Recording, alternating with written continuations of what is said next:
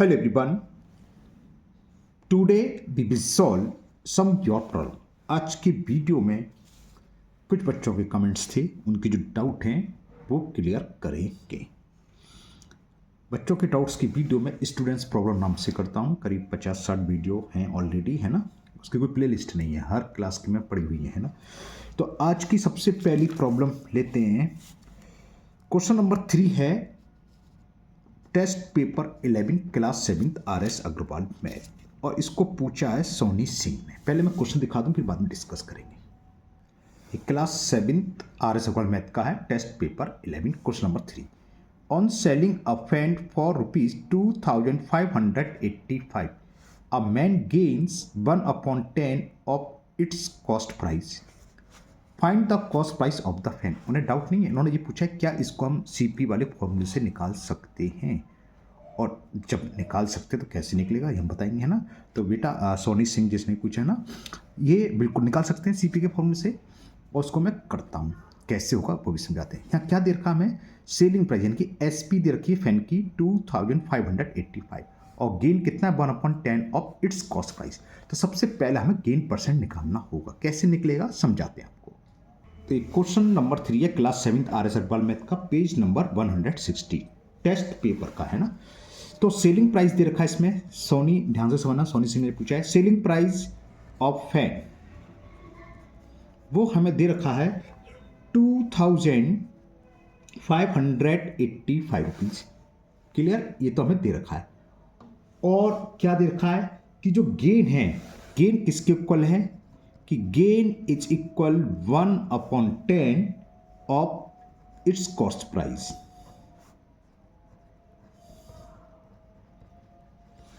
तो 1/10 का मतलब अगर परसेंटेज में कन्वर्ट करें तो क्या हो जाता है, 10% आ जाता है। परसेंटेज में कन्वर्ट करें 100 से मल्टीपल, लेकिन अभी हो सकता नहीं बात समझ में आ रही हो। तो हम गेन परसेंट कैसे निकालेंगे, जो भी कॉस्ट प्राइस है, सपोज कि कोई जरूरत नहीं लिखने की, आपको समझ में, लेट सीपी ऑफ फैन ₹1 मान लो, ₹100 मान लो, X रुपीज मान लो, उससे कोई फर्क नहीं है। तो गेन क्या हो जाएगा, तो गेन बराबर हो जाएगा, गेन कितना हो गया 1/10x, कॉस्ट प्राइस का 1/10 है, यानी कि 1/10x रुपीज हो गया। इसको डायरेक्ट X/10 भी लिख सकते हो, इसका मतलब एक ही बात है, वो X/10 रुपीज लिख सकते हो, है ना। तो गेन परसेंट निकाल लो। गेन परसेंट का फॉर्मूला क्या है, और गेन परसेंट में क्यों निकाल रहा हूँ, क्योंकि आपने कहा सीपी के फॉर्मूले से, तो सीपी के फॉर्मूले गेन परसेंट आएगा। गेन परसेंट कैसे निकालते हैं, गेन, चलो मैं लिख ही देता हूँ, gain into 100 upon cost price of article. Gain कितना है 1/10 या X/10 रुपीज़, तो X/10 रुपीज़ इंटू फॉर्मूले का 100 अपॉन में सीपी। सीपी कितना माना था हमने, सीपी एक्स, तो एक्स से एक्स कैंसिल, 0 से 0 कैंसिल, तो कितना आ गया बेटा 10% आ गया गेन परसेंट। ओके, अब आपकी बात यहाँ आती है कि सीपी को सीपी वाले फॉर्मूले से निकाल सकते हैं, बिल्कुल निकाल सकते हैं। कैसे, फॉर्मूला क्या होता है, सीपी ऑफ आर्टिकल होता है selling price into 100, gain percent या प्रॉफिट परसेंट, ये तो आप जानते हो एक ही बात होती है, अपॉन 100 प्लस प्रॉफिट परसेंट लिख लो, या गेन परसेंट के फॉर्मूला लगा लो, आंसर आ जाएगा।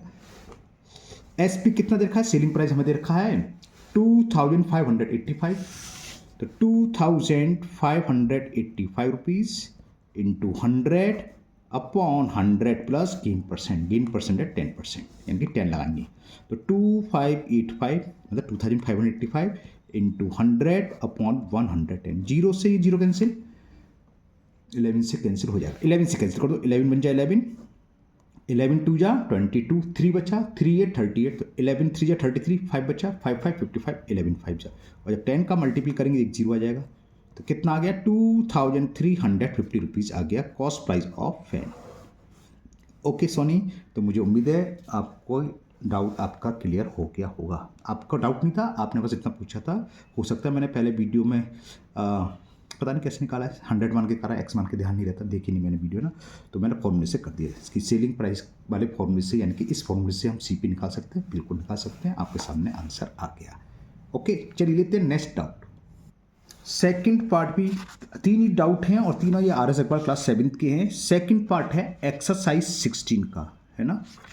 टॉपिक है कांग्रेस ऑफ ट्रायंगल, और इसको पूछा है दिगंबर सिंह ने। दिगंबर सिंह ने पूछा तो है, लेकिन मुझे थोड़ा कंफ्यूज कर दिया है बताऊंगा क्यों। इन्होंने देखा सेकंड पार्ट समझ नहीं आया।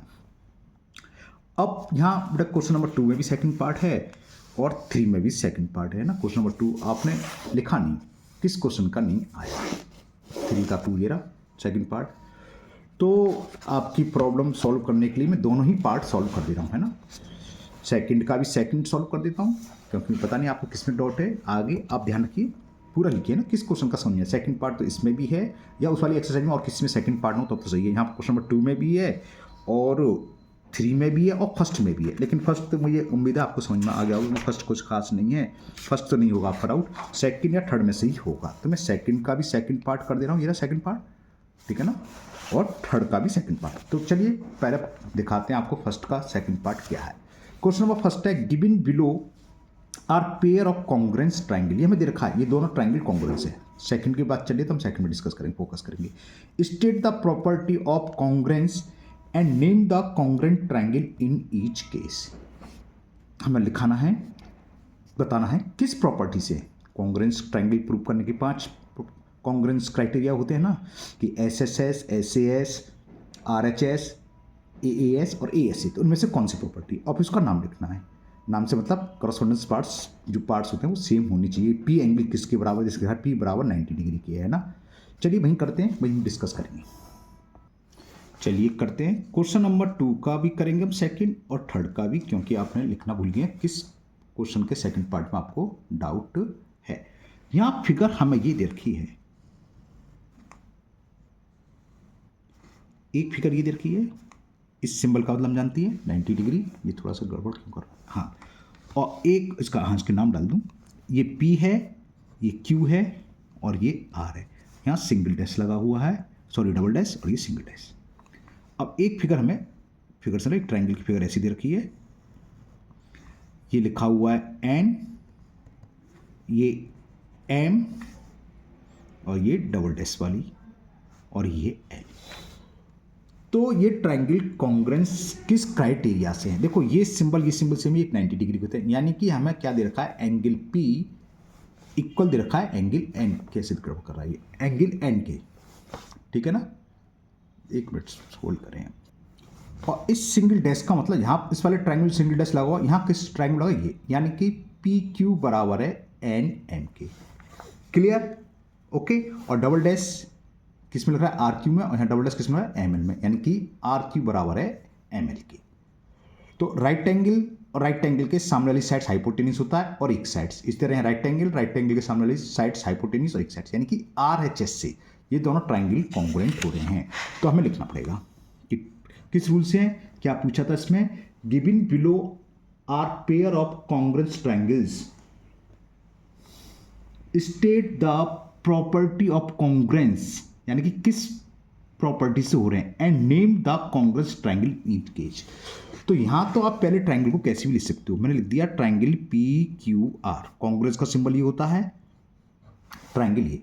अब यहां आपको इसी हिसाब से लिखना है, इसी हिसाब से मतलब क्या, एंगल P जिसके बराबर है शुरू में वही आना चाहिए। एंगल P क्या 90 डिग्री के, इसमें 90 डिग्री का, इसमें 90 का होता है N के, तो यहां लिखेंगे N, ये सही लिखा होना चाहिए, ठीक है ना।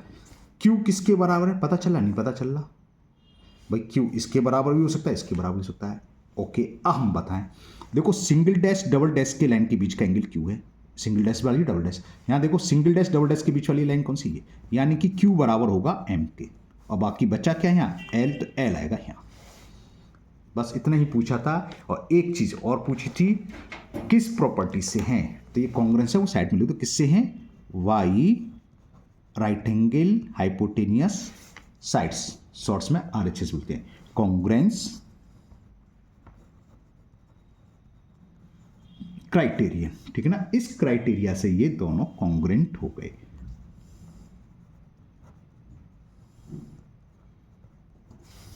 ठीक है ना, RHS कॉन्ग्रुएंस क्राइटेरियन। बस इतना लिखा था इसमें।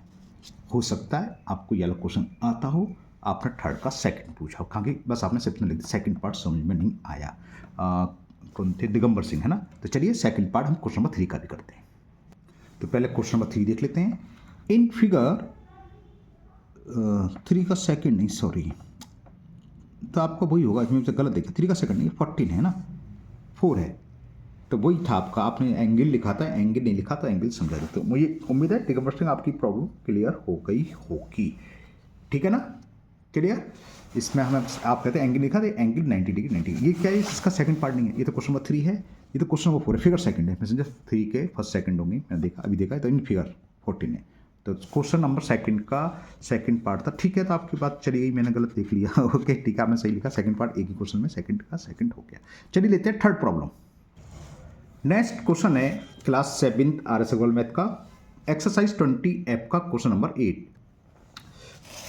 और कमेंट में लिखा था सर क्वेश्चन नंबर 8 बता दीजिए, आप मेरा नाम मत लेना, मुझे शर्म लगती है।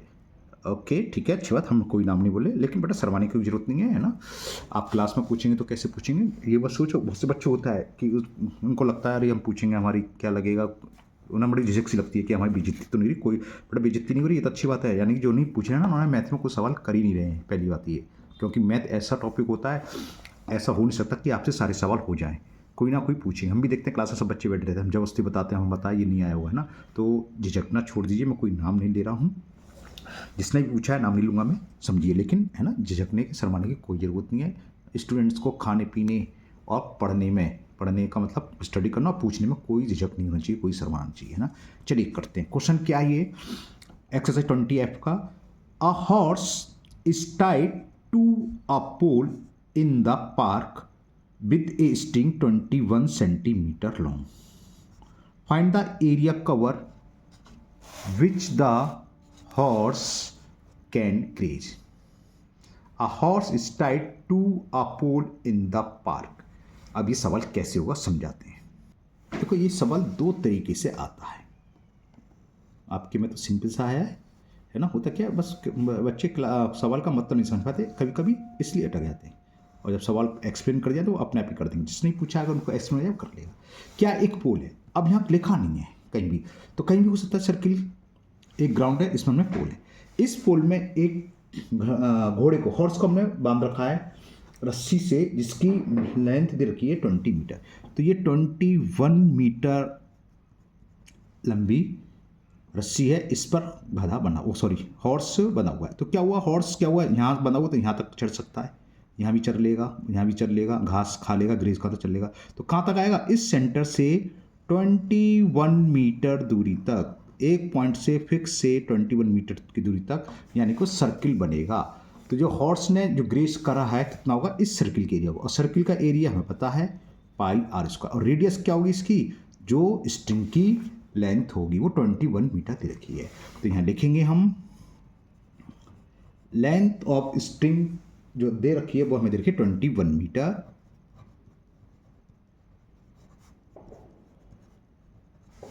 क्लियर।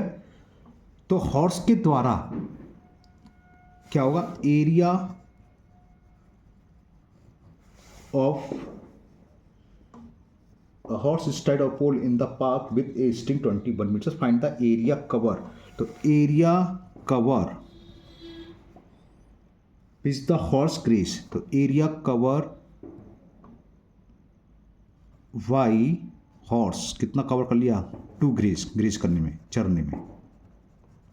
क्या होगा, इस सर्किल का एरिया, और सर्किल का एरिया क्या होता है, पाई आर स्क्वायर। पाई की वैल्यू 22/7 है ना बेटा, और आर कितनी है 21, तो ये आएगा 21 इंटू 21, 7 बन जा 7 3 जा, तो ये कितना हो गया 22 इंटू 3 1 जा 3 और 3 2 जा 6, तो इसका मल्टीपल कर दूँ, ये क्या जाएगा 2 3 जा 6 2 6 जा 12 6 2 1 3 1 3 8 6, इसका मल्टीपल कर दिया 1386 स्क्वायर मीटर एरिया। तो जो हॉर्स ने क्या हुआ 1386 स्क्वायर मीटर एरिया, इतने स्क्वायर मीटर एरिया को ग्रेज कर लिया, यानी कि चर लिया, घास खा लिया। Clear clear. आपके 7th में तो ऐसी क्वेश्चन आएगा। एक दूसरा क्वेश्चन ये भी बनता है इस तरीके, वो 9th 9th में आता है, क्लास 9th वगैरह में, आपके भी आए तो समझा दो। मान लो यही क्वेश्चन होता और हमने कह दिया कि पार्क के एक कॉर्नर से इस हॉर्स को हमने बांध दिया, और वही है रेडियस रस्सी की जो दे रखी है 21 मीटर ही है। तो अब क्या हुआ, घोड़ा इसके आगे तो जा नहीं सकता क्योंकि रस्सी नहीं है, अगर खुला हो तो कहीं चल लेता, तो इसके एरिया के अंदर अंदर यहाँ घूमता रहता बस, ठीक है, ये 90 डिग्री। तो ये क्या हुआ, ये सर्किल, इसको अगर पार्क के बाहर भी जाता तो देखो यूँ तो जाता, अब सर्किल ऐसे बन जाता, लेकिन बाहर तो घास है नहीं, तो सर्किल का 1/4 एरिया हो गया। तो कितना होता है 1/4 एरिया। इस कंडीशन में अगर हॉर्स को टाइट करते हम पार्क के एक कॉर्नर में या ग्राउंड के एक कॉर्नर में, जिसकी रोप कितनी हो सकती है 21, 10, 7, तो वो क्या होगा रेडियस हो जाएगी। अब क्या हुआ कितना एरिया वो सर्किल का हाफ, तो एरिया कितना हो जाएगा 1/2 पाई आर स्क्वायर। बाकी तो सब सेम है, यही है, तो पाई आर स्क्वायर की वैल्यू तो यही आएगी। तो इस कंडीशन में क्या होता 1/4 1386, ठीक है ना। कैलकुलेट कर लेते आंसर आ जाता। तो कितना हो गया 4 3 जा 12 कैरी 1 4 4 जा 16 2 4 6 जा 24 2 पॉइंट लगा के 5, तो इतने स्क्वायर मीटर होता। लेकिन ये क्वेश्चन आपका ये नहीं है, आपका ये क्वेश्चन है ना। एक क्वेश्चन ये भी बनता है, मेरे ध्यान आ गया तो मैंने यहाँ डिस्कस कर लिया। तो मुझे उम्मीद है आप लोगों के डाउट क्लियर हो गए होंगे।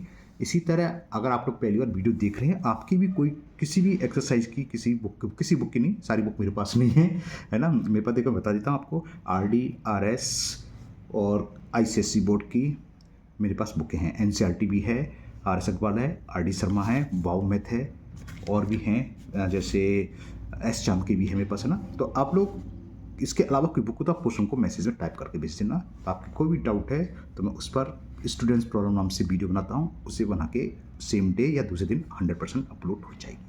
अगर आप लोग पहली बार चैनल पर आए हैं तो चैनल को सब्सक्राइब करना भूलें, साथ ही साथ बेल आइकन जरूर प्रेस करें, जिससे आगे जो भी वीडियो अपलोड होगी उसका नोटिफिकेशन आपको मिल जाएगा और वो वीडियो आपकी मिस नहीं होगी। इस वीडियो को अपने दोस्तों को भी शेयर करें, जिससे वो भी इसका फ़ायदा उठा सकें। फिर मिलते हैं नेक्स्ट वीडियो में। Thank you, have a nice day.